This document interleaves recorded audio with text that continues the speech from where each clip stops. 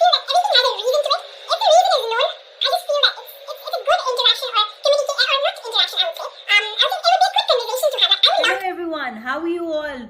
Hope you're doing well. Kem cho bada majamane. Hope all of you are doing great. Now, welcome back to my channel. I didn't get any response on what are your thoughts on why religion is a taboo topic, except for one comment, which is not very good. Are you guys not enjoying the content that I'm creating? If you are, please drop some comments, at least some likes. And by the way, I think you guys have still probably not subscribed. So if you haven't, go ahead and please subscribe to my channel. So let's get into today's topic, which is religion. Now, when I decided to do this topic, my cousin actually asked me, why is religion a taboo topic? And that's actually interesting that so many people don't even know about why it is a taboo topic. So let's begin with, first of all, what is religion, right? Religion is basically a belief in God or gods and the activities that are connected with that, basically the activities that are connected with that. That's probably going to the temple or the church or just something of that sort, right? Now, why is religion a taboo topic? From what I read, religion and politics have been a taboo since back then, right? There were certain even companies that had policies where you could not talk about religion or politics.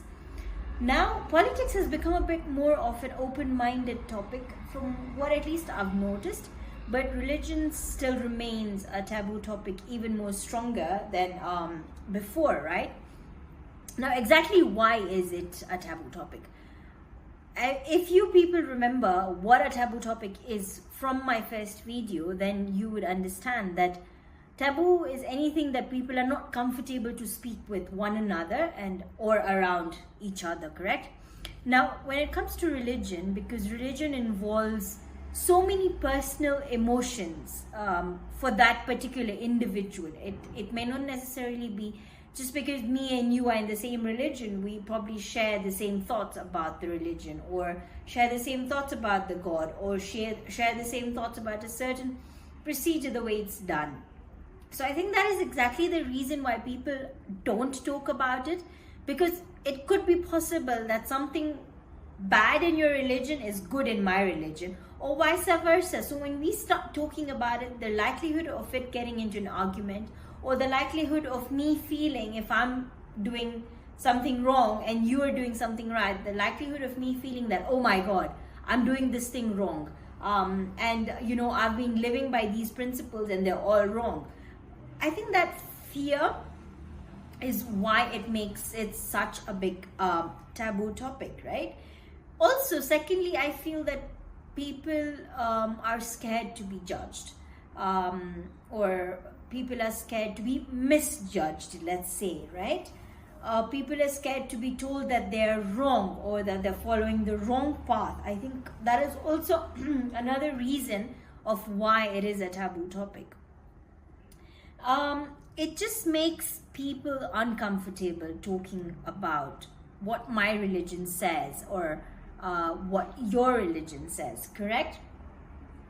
And at the same time, if I feel that your religion is wrong, I don't think there's a sugarcoating way to tell it to you. So I just feel that people don't want to get on the bad books of another person just because of religion, right?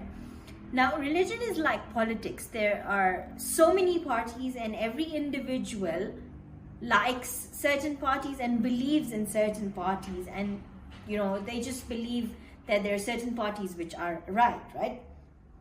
The trouble is that when we push our beliefs, theoretically, hypothetically, no one really wins, right? And then I just feel the second problem that comes in with religion is that within a religion, there are so many sub-religions. I don't know if you really call them sub-religions, but there are so many sub things. Like, in Hindus, there are so many other castes, and then there are caste under caste, and there are and every tier you go to has a different set of procedures and have a different, they don't as per se have a different religion, but they have a different set of procedures or steps that they follow under their tier, right? So let me give an example. Like certain people amongst the Hindus don't eat onion garlic. Then there are certain people who are completely vegetarian, don't even eat egg, because they've been brought up that way. When it comes to certain religion, that our religion forbids this, our religion forbids that. Then there are certain religions who don't eat red meat. Then there are certain religions where alcohol is allowed but meat is not allowed. So a very good example would be, before I got married, there were certain ways I used to do things. Or just an example, like I still do incense sticks. That's what you call them, agarbattis, right? When I got married, I was told, or not really I was told, but yeah, it was advised that our goddess does not like the incense sticks, correct? So you see, even though both my side, my father's side and my in-laws are Gujaratis, we technically come from the same religion, which is Hindu, but still, even within us, things are done so differently, and there's no right or wrong. I don't say that they're wrong, they don't say I'm wrong. It's just individual perspective of how things are done. In my religion, or when my mom was there, rather, when my mom used to pray, she would not have food or prasad from any other god, correct? That is what her religion and her foremothers or forefathers told her, correct? Now when I got with my grandmother believed in multiple number of gods, and they would go to multiple number of locations, and multiple number of prasadis they would take. That opened my mind. So I'm not saying that what my mom was doing was wrong or what I'm doing is wrong. That's just her way of doing things, and then this is my way of doing things. So I think this is why it's such a taboo topic to talk about religion, because nobody is really right or wrong in it. Everybody does what they have to do as per what their will is, or as per what their principles are, or as per actually just what they feel like doing. If you don't feel like doing ABCD and you feel like doing this, you're free to do so. An example, in Hindus, we're not really allowed to eat meat, not allowed to take alcohol and stuff like that, right? But again, as I said, that with today's generation, people do it. It's not that they don't.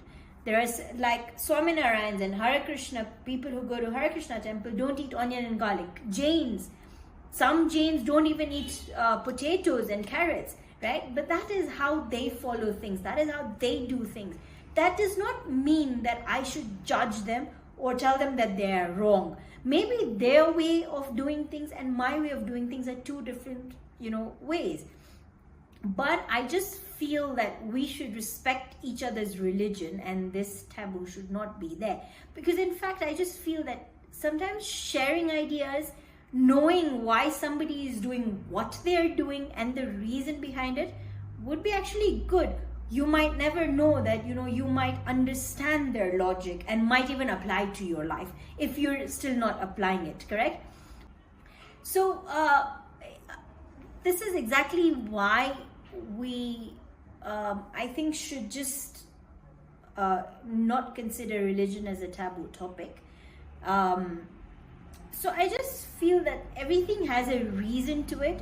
If the reason is known, I just feel that it's a good interaction or communicate, or not interaction, I would say.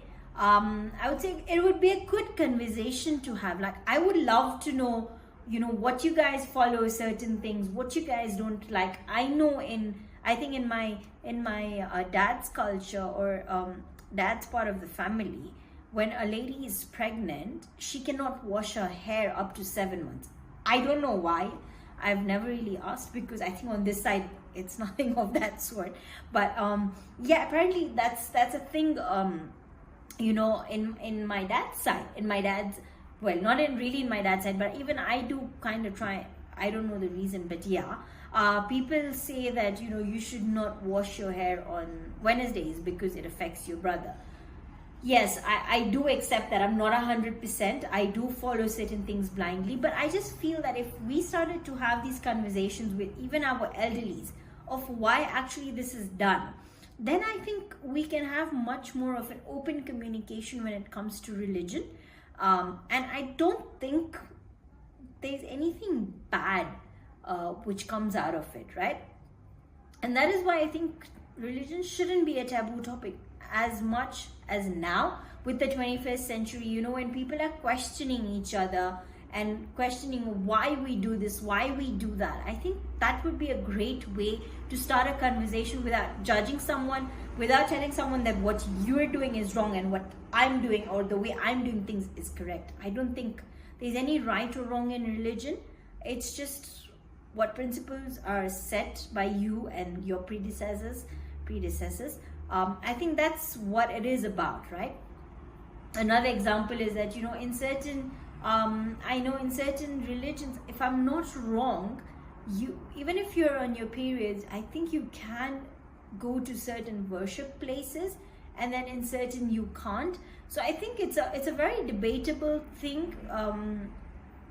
So I'm not very sure about that, so I'm not going to speak so much on that. But I know it's a very debatable thing that there are certain places of worship that you can go even though you're on your periods. I will get back to you if I get some information on that. But yeah, I think religion should not be a taboo topic. And yeah, I think that's all I have to say on religion today. And the next topic, I have two topics in mind. I haven't decided on which one I'm going to speak on. So let that be a surprise. And till then, sayonara, bye bye, avjo, milte hain fir kabhi.